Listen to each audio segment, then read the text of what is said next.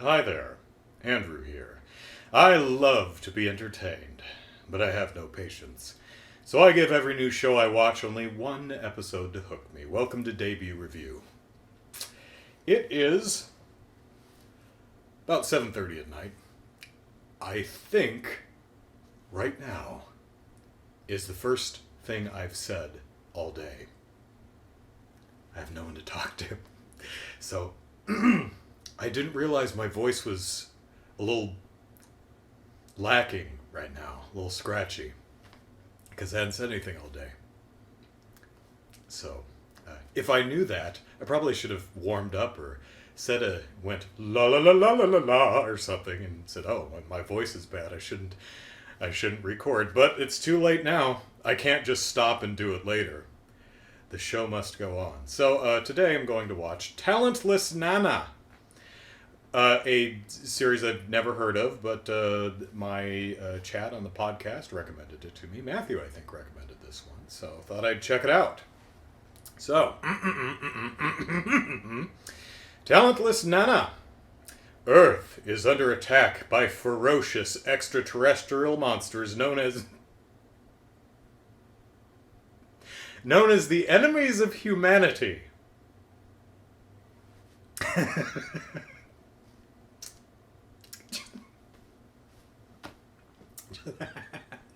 Just kind of gave up on that name, didn't they?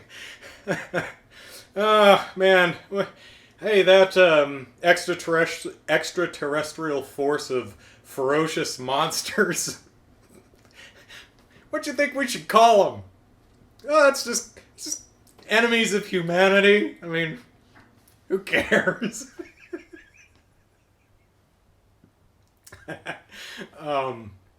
I wonder if that's a translation of whatever they're actually called in the show. Like, whatever their name is literally translates to enemies of humanity. Or if, in the show, they refer to it by the English phrase, enemies of humanity, and it doesn't sound so silly in Japanese. Oh no! Space alien monsters are attacking! What should we call them? The enemies of humanity! We put a lot of thought in this name. Something that strikes fear into the hearts of the citizens so they'll take this stuff seriously. Because they didn't take the pandemic seriously. So maybe if we got the enemies of humanity, they'll pay attention. We were going to call them the Gerfardelschnitt, but that didn't test very well, so we went with enemies of humanity. Everyone gets that. I mean, it's kind of on the nose, but it's not ambiguous. Oh no! The enemies of humanity are here! Why couldn't it be the friends of humanity? It's gotta be the enemies, damn. Okay, so Earth's under attack by the enemies of humanity, but fear not! A unique preparatory... Oh, god damn it, it's gonna be children again. Oh no! Enemies of humanity, alien ferocious monsters are coming to eat the planet. Better get the school kids to save us. A unique preparatory school situated in a secret island location is currently training a collective of superpowered teenagers called the...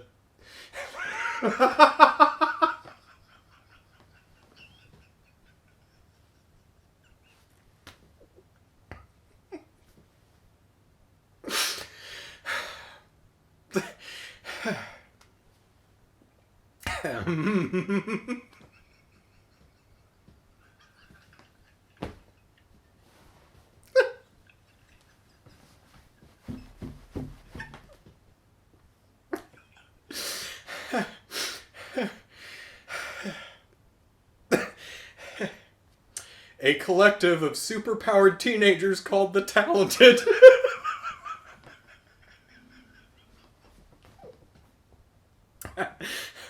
Who is gonna fight the enemies of humanity? The Talented.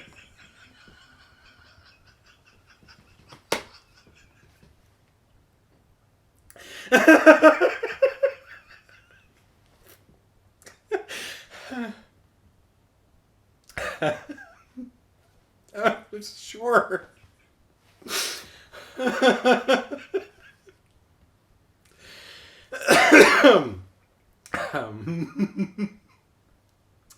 The talented. The talented are. We're gonna get the talented to fight the enemies of the. Should we get the inadequate? No. Not for the enemies of humanity. Better get the talented.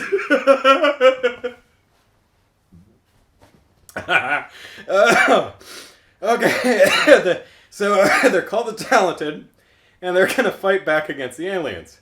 Among them is blissful Nana. I can't read because I get too much tears in my eyes. Hiragi. Nana Hiragi. A seemingly powerless pink-haired girl equipped with ample intelligence.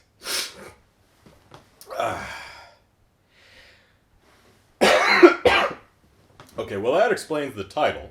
Talentless Nana. So what is she doing there if she's not talented? Okay, well, all right, let's talentless Nana. Let's check it out.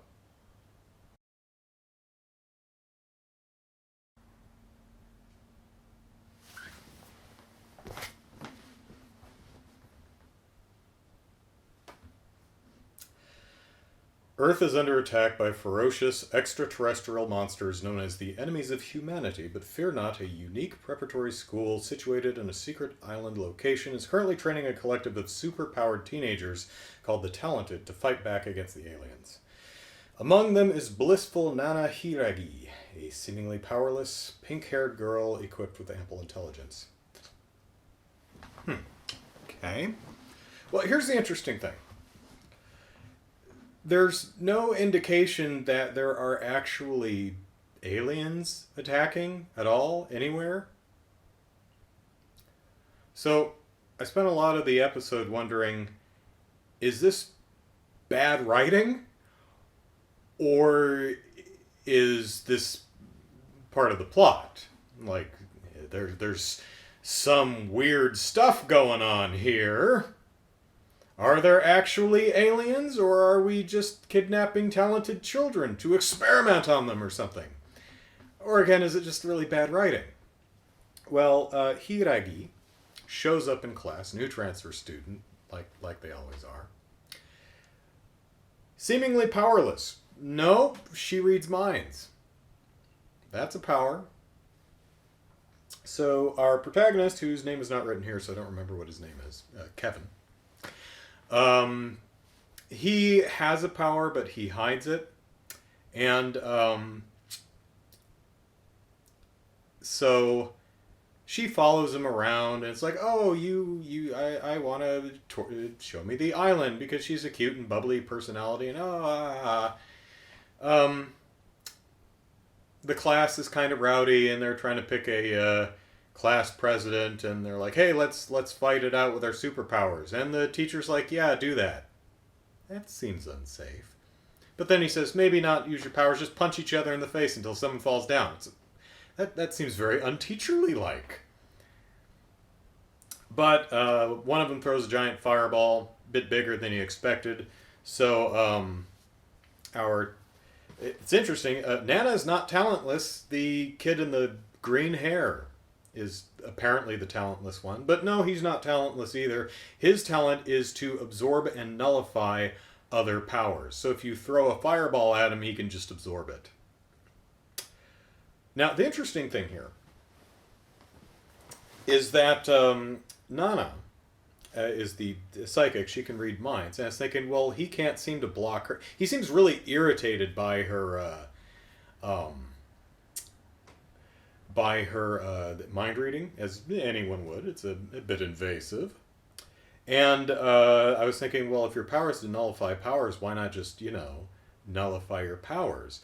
And again, it's one of those things where I'm thinking, is it bad writing? Or is there something going on here? Well, as we get to the end of the episode, it comes out that the power nullification thing is he doesn't really work with psychic powers because it requires physical contact. He actually has to be hit with a fireball to absorb it and nullify it. So he tries holding her hand, and suddenly she can't read his mind anymore. And she's like, oh my gosh, it's finally quiet.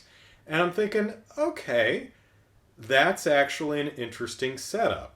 That's not what's here in the show description, but that's a pretty interesting setup. A guy who can nullify powers through physical contact, and a woman who can read minds but doesn't really want to, but through physical contact. This is the one person whose mind she can't read, and we could have an interesting relationship here. So it's an interesting setup. So overall, I thought the show was cute. Its visual aesthetic is fine. The characters are fine. It was an easy sit.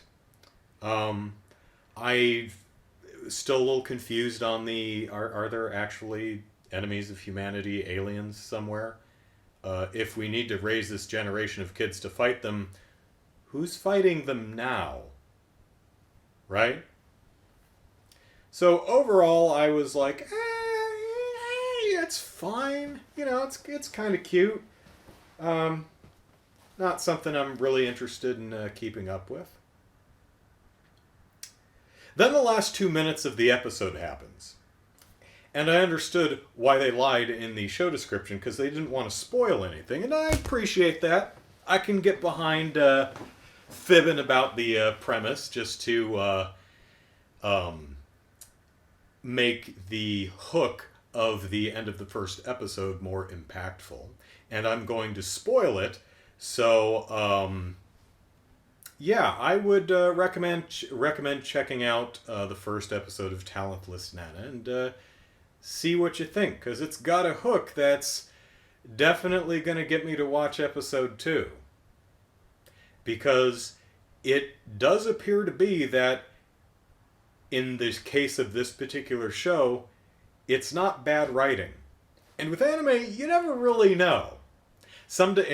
You look at a seeming plot discrepancy and you say, well, is that just crappy writing because no one really cares, or is this actually setting something up? Well, Nana pushes Kevin off the cliff and kills him. Seemingly. Not sure if he's dead. He's on the show poster, so maybe he survives the fall. Maybe impacting with the ground, he can use his power to nullify that, even though it's not like the Earth's maybe the Earth's power, gravity. He can nullify it by smacking into the ground. Who knows? Maybe he survives.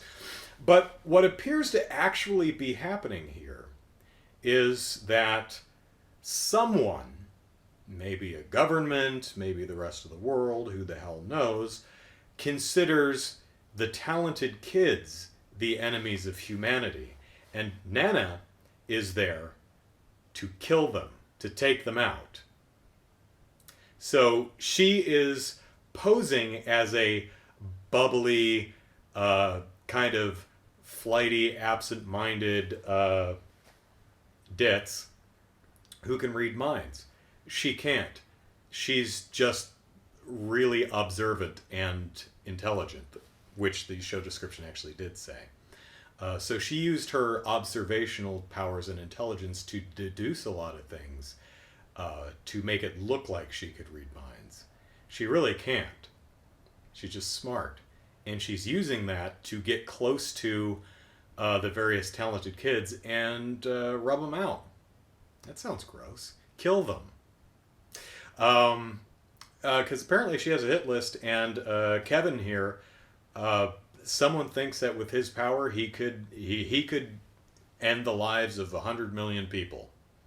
So,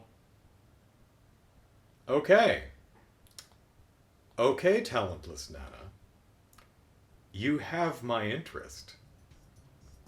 So, Matthew, I believe it was you who recommended the show. Much obliged.